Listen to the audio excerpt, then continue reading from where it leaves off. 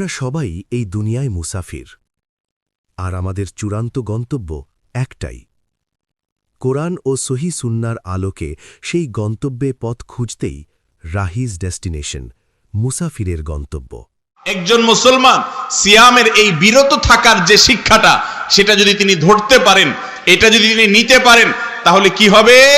তার সামনে এমন একটা চাকরির হাতছানি আছে, সুযোগ আছে, যেই চাকরি করলে লাখে লাখ কোটি কোটি টাকা তিনি কামাতে পারবেন, কিন্তু সেটা হারাম পথে। এই কাজ থেকে তিনি নিজেকে বিরত রাখবেন। সুযোগ আছে, লোভনীয় হাতছানি আছে, এরপরও তিনি সেটা করবেন না। এটা হলো তাকওয়া। এই তাকওয়ার শিক্ষা দেয় সিয়াম। এই জন্য আল্লাহ বলেছেন সিয়াম দেয়া হয়েছে লাআল্লাকুম তাত্তাকুন, যেন তোমরা মুত্তাকি হতে পারো, হারামকে না বলার মতো মানসিকতা থাকে।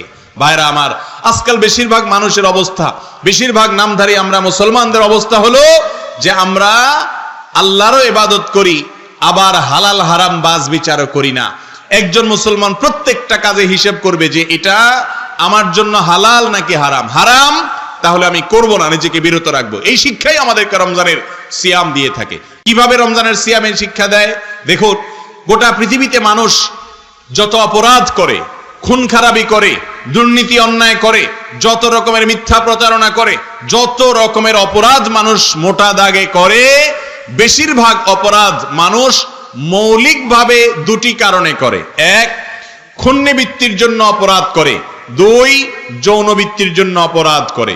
যৌন চাহিদাকে চরিতার্থ করার জন্য খুনাখুনি, মাদক, হারামের দিকে মানুষ পা বাড়ায়।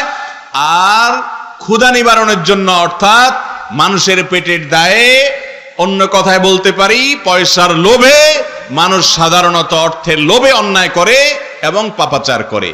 রমজান মাসে আল্লাহ রাব্বুল আলামিন রোজা রেখে আমাদেরকে মৌলিকভাবে দুটি কাজ করতে নিষেধ করেছেন। একটি হলো পানাহার করতে আল্লাহ নিষেধ করেছেন, আরেকটি হলো আল্লাহ তাআলা নিষেধ করেছেন যৌন চাহিদাকে চরিতার্থ করতে। কোনোভাবে যৌন চাহিদা যেন একজন সিয়াম পালনকারী ব্যক্তি চরিতার্থ না করেন। আল্লাহ রাব্বুল আলামিন আমাদেরকে রমজান মাসে রোজা রেখে ঘুমাইতে নিষেধ করেছেন, কথা বলতে নিষেধ করেছেন, হাঁটা চলা করতে নিষেধ করেছেন, গোসল করতে নিষেধ করেছেন। একটা জিনিস খেয়াল করেন তো, গোসল করা যেরকম হালাল, হাঁটা চলা করা হালাল কাজ, ভালো কথা বলা হালাল কাজ, ঘুমানো এটাও হালাল কাজ, নিজেদের কাজ কাম করা, ক্ষেত খামারে যাওয়া, অফিস আদালত করা, দোকানপাট করা, ব্যবসা বাণিজ্য করা, এগুলা সব হালাল কাজ। হালাল খানা খাওয়াটাও হালাল কাজ, হালাল পানীয় গ্রহণ করাটাও হালাল কাজ, নিজের বৈধ স্ত্রীর সাথে যৌন চাহিদা পূরণ করাটাও হালাল কাজ। এত হালাল কাজের মধ্যে আল্লাহ তাআলা কেন দুইটা হালাল কাজ শুধু নিষেধ করলেন, বাকি কোনোটা নিষেধ করেন নাই? একটু চিন্তা করেন। আল্লাহ তাআলা তো বলতে পারতেন রোজা রেখেছো, অতএব তোমরা হাঁটা চলা করবে না, বসে থাকো, শুয়ে থাকো। আল্লাহ বলতে পারতেন রোজা রেখেছো, রোজা রেখে কাজ কাম করা যাবে না, শুধু জিকির আজকার তাসবিহ তেলাওয়াত করবা, তাও তো আল্লাহ বলেন নাই। আল্লাহ তো বলতে পারতেন সিয়াম পালন করে সিয়ামরত অবস্থায় তোমরা ঘুমোতে পারবা না, রাতে যা ঘুমানোর ঘুমাবা, সিয়াম রেখে ঘুমানো যাবে না, তাও তো আল্লাহ বলতে পারতেন। কিন্তু আল্লাহ তো তা বলেন নাই। কেন বলেন নাই? আল্লাহ তাও আমাদেরকে পানাহার করতে নিষেধ করেছেন। হালাল টাকা দিয়ে আপনি খানা কিনেছেন, চাউল কিনেছেন, ভাত রান্না করেছেন, তরকারি রান্না করেছেন, হালাল, সেটা আল্লাহ তাআলা খেতে নিষেধ করছেন। তাহলে অন্য হালাল গুলো নিষেধ না করে এগুলো কেন নিষেধ করেছেন? এর কারণ হলো গোটা পৃথিবীতে মানুষ মৌলিকভাবে যত অপরাধ করে, বেশিরভাগ অপরাধ মানুষ করে দুটি কারণে। এক, পেটের দায়ে। দুই, পিঠের দায়ে। এক হলো যৌন চাহিদার জন্য মানুষ খুন খারাপি, মাদক থেকে নিয়ে অনেক অপকর্মে জড়ায়। দুই, ক্ষুধার তাড়নায় বা অন্য অর্থে বলতে গেলে পয়সার লোভে মানুষ সমস্ত অন্যায় কাজ করে। এই জন্য আল্লাহ তাআলা জানেন ঘুমের জন্য কেউ অপরাধ করে না, হাঁটা চলার জন্য মানুষ সচরাচর অপরাধ করে না, কথা বলার জন্য মানুষ সচরাচর অপরাধ করে না। অপরাধ করে যৌনবৃত্তি এবং খুন্নিবৃত্তির জন্য, মানুষের যৌন চাহিদা আর পয়সার লোভের জন্য অপরাধ করে, ক্ষুধার জন্য অপরাধ করে। এই কারণে এই দুইটা জিনিসকে হালাল হওয়া সত্ত্বেও রমজান মাসে কন্ট্রোল করার শিক্ষা আল্লাহ দিয়েছেন যে তোমার জন্য হালাল খাদ্য খাওয়া হালাল, জায়েজ আছে, কিন্তু রমজানে তুমি খাবা না। শিখো কিভাবে খুন্নিবৃত্তির তোমার সুযোগ আছে, তোমার ক্ষুধার তাড়না মিটাবার সুযোগ আছে, পয়সার লোভ এটা সামলানোর, বা পয়সার লোভকে চরিতার্থ করার সুযোগ তোমার আছে, তারপরেও তুমি সেটা করবা না।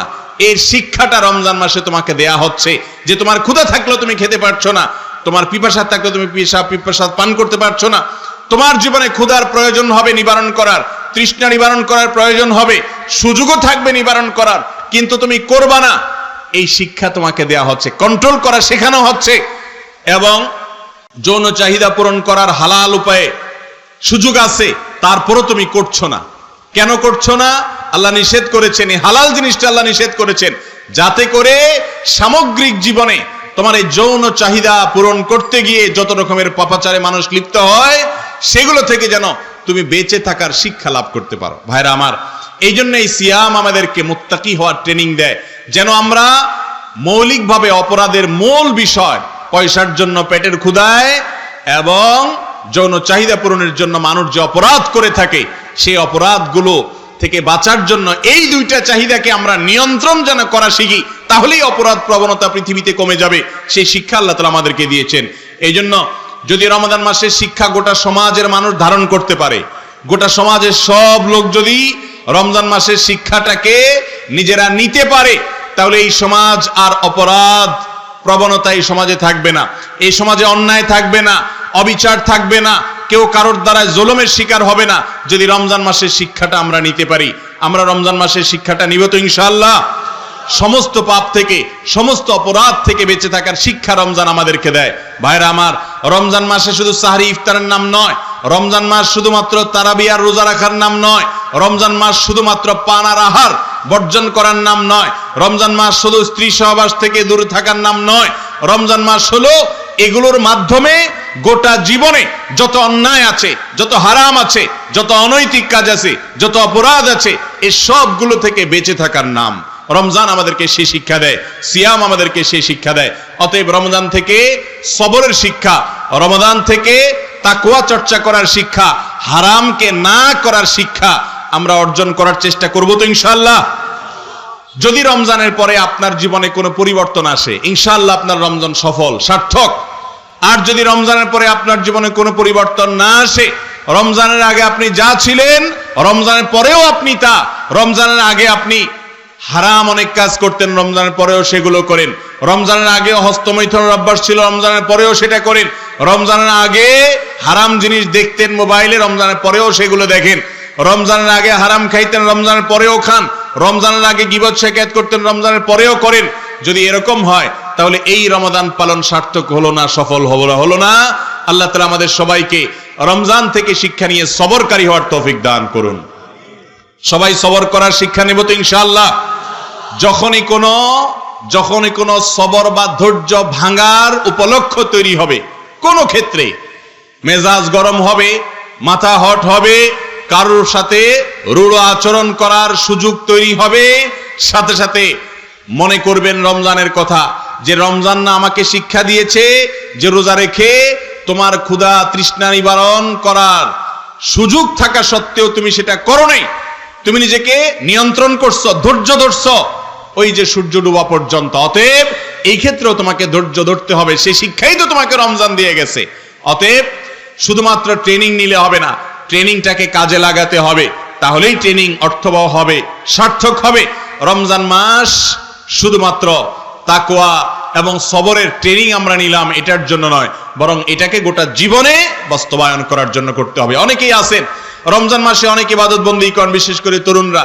রমজান শেষ হওয়ার পর ঈদের দিন থেকে শুরু হয়ে যায় আল্লাহর নাফরমানির গান বাজনা, মিউজিকের মধ্যে হাবুডুবু খাওয়া, এরকম ভাবে বিভিন্ন পার্টির নাম দিয়ে আল্লাহর অবাধ্যতার মধ্যে হাবুডুবু খাওয়া। অনেক মা বোন যারা রমজানে হয়তো অনেক কোরআনে কারীমের তেলাওয়াত করেছেন, কোরআন খতম দিয়েছেন, অনেক ইবাদত বন্দেগী করেছেন, তাহাজ্জুদ তারাবি পড়েছেন, রোনাজারি দোয়া জিকির করেছেন, অথচ রমজান যেতে না যেতেই বেড়ানোর নাম দিয়ে, ঈদের ফুর্তির নাম দিয়ে তারা পর্দাহীন ভাবে বাহিরে ঘোরাফেরা করছেন, অশ্লীল ভাবে চলাফেরা করছেন এবং হারাম কাজ করে রমজানের সমস্ত অর্জনগুলো নষ্ট করে দিচ্ছেন। এই রোগটা আমাদের মধ্যে আছে না নাই? ভাইরা আমার, কার রমজান এর রোজা কবুল হচ্ছে? এত কষ্ট করে আমরা রোজা রাখছি, এত কষ্ট করে আমাদের সিয়াম পালন করছি, কারগুলো কবুল হচ্ছে এটা বুঝার কিছু আলামত আছে। এর মধ্যে থেকে অন্যতম বড় আলামত হলো যদি রমজানের ইবাদত রমজানের শিক্ষা, এটা রমজান পরবর্তী জীবনে আমরা ধরে রাখতে পারি, এটা দ্বারা একটা সুধারণা, একটা আলামত অনুমান করা যায় যে রমজানের ইবাদত আমাদের হয়তো কবুল হয়েছে। কারণ কারোর যদি আগের ইবাদত কবুল হয়, সেই ইবাদতের ধারাবাহিকতা সে ধরে রাখতে পারে, ওইটা কন্টিনিউ সে করতে পারে। আর যদি আগেরটা কবুল না হয়, নতুন করে ইবাদতের তৌফিক হয় না।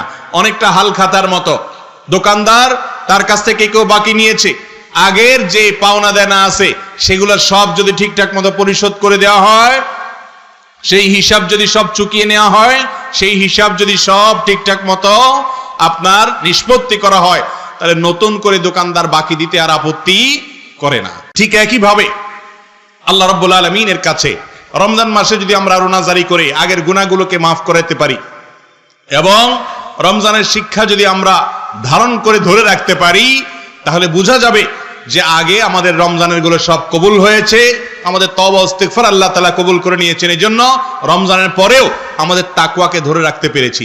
ঈদের উৎসবের নামে আমরা হারামে গা ভাসাই নেই, আমরা ঈদ পরবর্তী জীবনে, রমজান পরবর্তী জীবনে আবার যেই সেই হয়ে যাই নেই। এটা দেখে বোঝা যাবে যে আমাদের রমজানের কষ্টগুলো সার্থক হয়েছে, আল্লাহ সেগুলো কবুল করেছেন। আমরা সেরকম চেষ্টা করবো তো ইনশাআল্লাহ।